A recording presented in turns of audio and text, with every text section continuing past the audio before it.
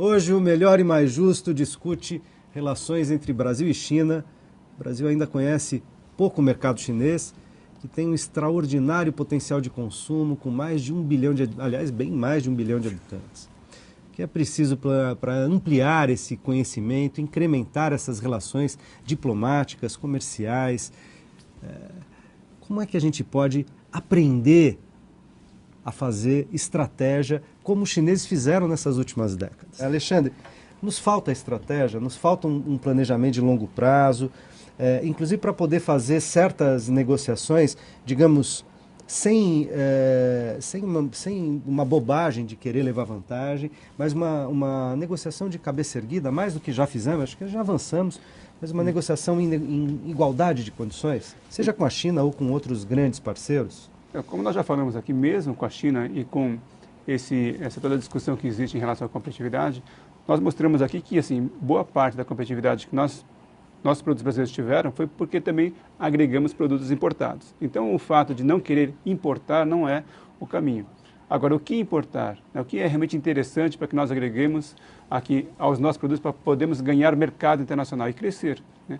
A China também importa muitos produtos de outros países, né? Então, e exporta bastante. E está diversificando a sua pauta de importação de commodities também, para não ficar, digamos, exclusivamente dependente do Brasil, né? Tem uma política do que importar, né? O que é realmente interessante, o que nós precisamos, e até eu defendo que possa haver, sim, uma certa proteção, mas que não pode ser definida, quer dizer, uma proteção que tenha uma política clara, que seja uma política de desenvolvimento de uma indústria. Todos os países aplicam um certo protecionismo, mas tem que ter uma política clara para isso. Então vamos... O protecionismo que não significa fechamento comercial. Exatamente, incentivo em determinado setor, até que ela ganhe competitividade. Todos os países fizeram isso historicamente, né? Uns mais, outros menos. O problema do Brasil que eu vejo é que não fica claro até quando vai essa política protecionista ou para que se faz essa política protecionista. Não pode ser ad hoc, né? Naquele momento, numa conjuntura específica, se protege um setor, mas depois não se sabe por que se protegeu. E eu acho que falta realmente uma clareza, né, de inserção internacional, de inserção econômica, de inserção política, e aí, quando for num evento internacional, poder se negociar. Não porque o outro está exportando muito para mim que eu vou fechar meu mercado. Não nos faltam necessariamente políticas da circunstância, né? Mas a gente está falando de políticas, nesse caso, de políticas de Estado. Exato. Nesse sentido, embora esse pudesse dar um outro programa, não quero entrar nessa discussão, nesse sentido, quer dizer, o rodízio nas chamadas democracias, né, o rodízio de governos e tal, diminui as possibilidades ou demora mais tempo para produzir políticas de Estado. Eventualmente, em estados que estão organizados de uma outra forma, como o Estado Popular Chinês, você tem, digamos, períodos mais longos para constituir uma política de Estado. Não é verdade isso? Não é? O governo Hu Jintao vai sair agora, ano que vem. Ele ficou 8 anos mas e vai mudar. Mas as políticas de Estado já estão definidas na China. Mas eles têm os planos quinquenais. Nós estamos no 12º plano quinquenal, quer dizer... Independe da figura que está à frente do governo? É planejamento de Estado, não é de governo. Mas é isso que eu estou falando, exatamente o que eu estou falando. A gente não tem planejamento de Estado, políticas de Estado, portanto, planejamento de Estado. Só temos de governo ainda, não é isso? Nós precisamos... Não, o Brasil precisa de governo, né? não só um planejamento de como... Então, não temos, é isso que estamos dizendo. De como se aproveitar melhor do nosso relacionamento com a China, como nós precisamos de um plano para a nação. Nós precisamos de um plano para a nossa nação e um planejamento estratégico a curto, e médio e longo prazo de como chegar lá, que nós não temos, né?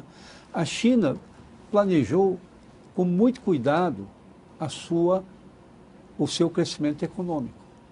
Durante 30 anos, a China praticou uma discriminação contra a indústria chinesa. Porque o principal fator de riqueza da China é o capital estrangeiro, que trouxe não só capital, como tecnologia e administração. Durante 30 anos, e só terminou 1º de janeiro de 2008, a empresa chinesa pagava 33% de imposto de renda e a empresa estrangeira 25%. Todo chinês queria ter um sócio estrangeiro para pagar menos imposto. Mas isso atraiu capital para a China, atraiu tecnologia, né? E nós temos que ter uma política não de defesa, e sim de atração de capital para gerar mais empregos para os nossos sindicatos trabalhistas aqui. Você pega um aspecto, por exemplo, que eu acho que é fundamental.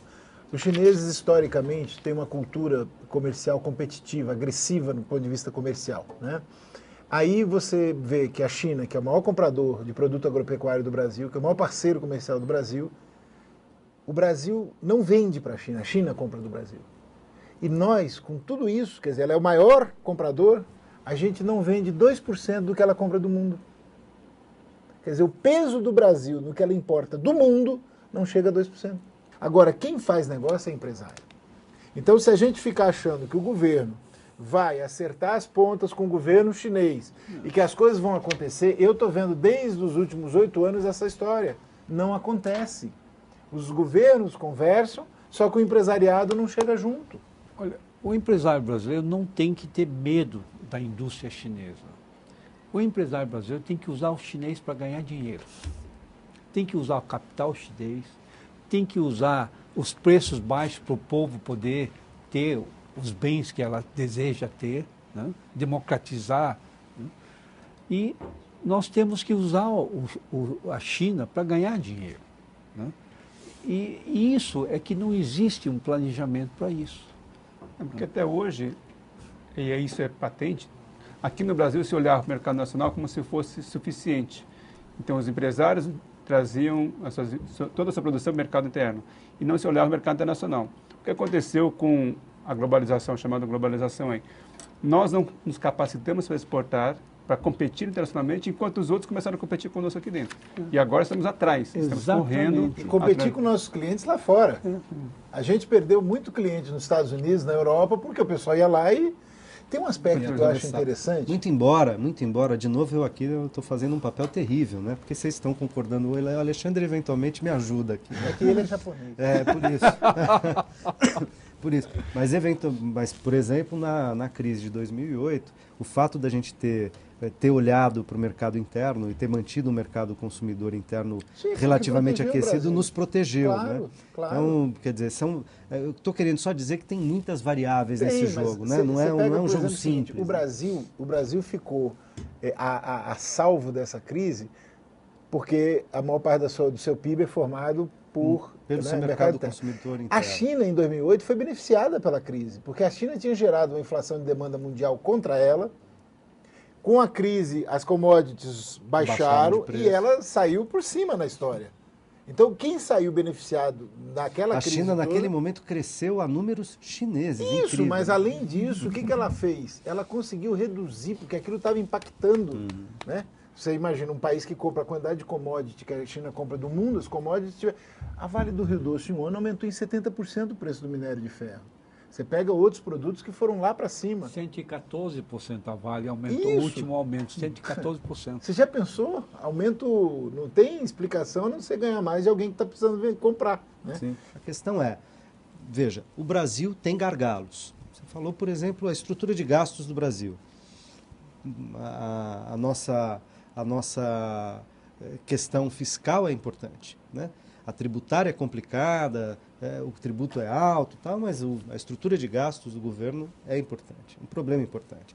Por outro lado, nós temos gargalos de infraestrutura, nós temos questões educacionais, né? Portanto, de formação de mão de obra, de quadros e tal. Nós temos ainda uma parcela do empresariado, segundo vocês, que quer tomar carona, quer dizer... mochilar as costas do governo só para tomar um certo proveito, aumentar a margem de lucros, nem sempre com as suas contrapartidas em termos de inovação, de desenvolvimento, de investimento, etc. Ok, temos tudo isso. Diante disso, né, e aí eu queria que vocês concluíssem nesta direção, diante disso, portanto, não se trata nem de qualquer estratégia protecionista, mas diante dessas condições do Brasil, o que precisamos fazer para ter uma relação equilibrada, para ter uma relação recíproca, saudável e produtiva. Eu acho que voltamos ao ponto que é de planejamento e estratégia. Eu acho que mesmo quando a gente fala de... Nós crescemos muito em relação à China e as exportações brasileiras cresceram bastante, uma coisa que precisa se ponderar é que, como foi mencionado aqui, uma boa parte do nosso crescimento das exportações foi porque o produto ganhou valor, e não porque exportamos mais. Porque também exportamos algumas coisas mais. Mas quando você tem o minério subindo 114%, isso impacta diretamente no nosso superávit, nas nossas exportações, mas quanto nós exportamos mais? Não tanto assim. Tá? Então, Receita. É receita, e não quantidade. E quando a China cresceu também em quantidade. Então, temos que pensar exatamente, né, e detalhar isso aí. Então, planejar é fundamental. E defender os interesses a partir desse planejamento. Nós falamos um pouco aqui sobre o câmbio, né? E é legítimo para o Brasil, né? Assim como é legítimo para a China defender o câmbio como tem defendido, o Brasil também chegar até a China e os outros países, quando vai ao OMC e reclama do mercado, é legítimo que o Brasil vá e também reivindique seus interesses. Só que precisa saber em que base você faz isso. Não simplesmente reivindicar porque a nossa balança ficou negativa, como foi o caso do México agora, né? Nós tivemos uma relação com o México que também estamos reclamando. É problema nosso, né? Exato, mas então precisamos planejar e aí sim reivindicar nossos interesses. Eu acho legítimo que o Brasil reivindique, seja ele em que âmbito for. Dr. Charles. Eu acho que nós precisamos de um planejamento e uma estratégia para se beneficiar cada vez mais do nosso relacionamento com a China. O Brasil necessita de capital. A China necessita de produtos estratégicos que o Brasil pode fornecer. Lógico, outros países também podem fornecer, ok?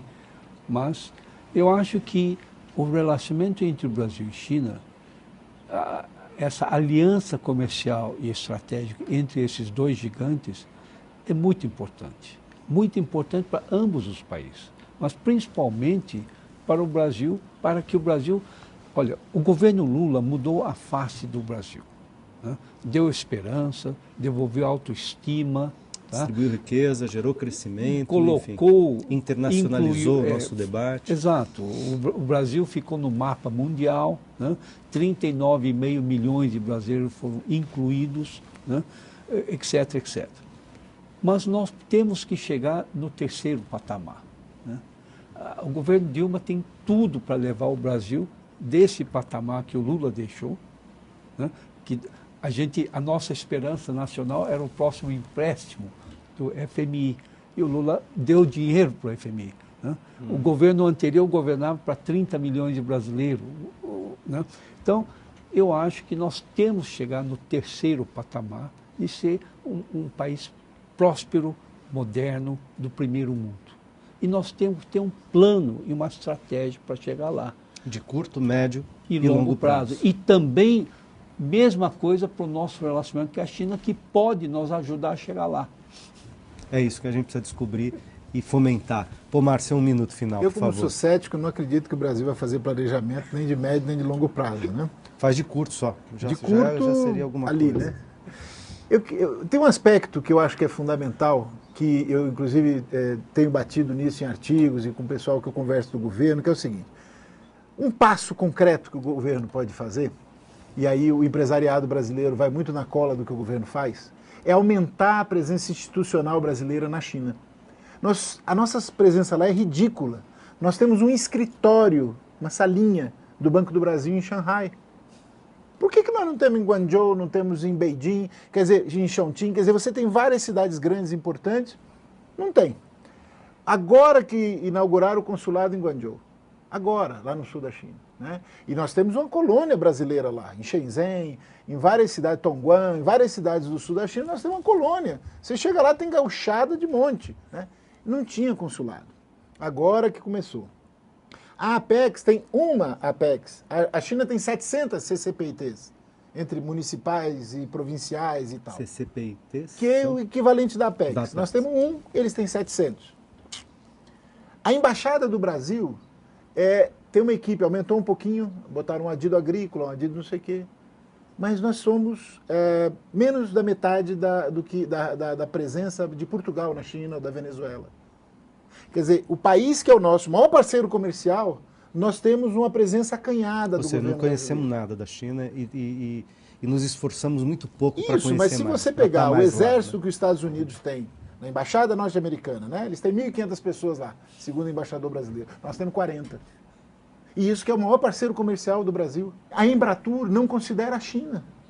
A Embratur não considera a China. É uma vergonha. Há muitos anos que eu converso com o pessoal da Embratur, eles dizem o seguinte, não, mas chinês não se interessa em vir fazer turismo no Brasil, então nós não vamos lá fazer marketing. Quer dizer, eu entendo que deveria ser o contrário.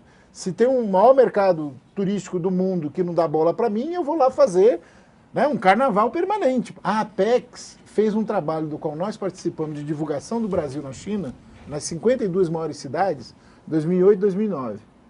Aí eu perguntei para o presidente da Apex, mas por que não continua? Ah, mas o empresariado brasileiro não se interessou. Então nós só vamos se o empresariado for. Então nessa história de nós só vamos se o empresariado for, ninguém vai, né? Quer dizer, ou alguém toma iniciativa e dá o primeiro passo, não, nós vamos puxar. É preciso de vontade política e decisão, inclusive. Isso, mas tem que dar o exemplo, o governo pode dar o exemplo. Ok, eu agradeço muito a presença de vocês, agradeço também a você que nos acompanhou até agora. Tenho certeza que a nossa conversa ajudou a entender parte da dinâmica das relações entre o Brasil e a China, bem como a necessidade do governo e dos empresariados brasileiros terem clareza e consistência na condução dessa parceria. Logo, o conteúdo desse programa estará disponível no nosso portal, onde você pode sugerir temas, rever outros debates que a gente já fez aqui. Acompanhe a nossa programação também pelo Twitter, que é @RedeTVT, e pelo Facebook, facebook.com/RedeTVT. A gente se encontra na próxima quinta ou a qualquer momento pela internet. Um forte abraço. E o Pomar está me falando como é que fala tchau em... Saijian. Saijian, que é tchau em chinês.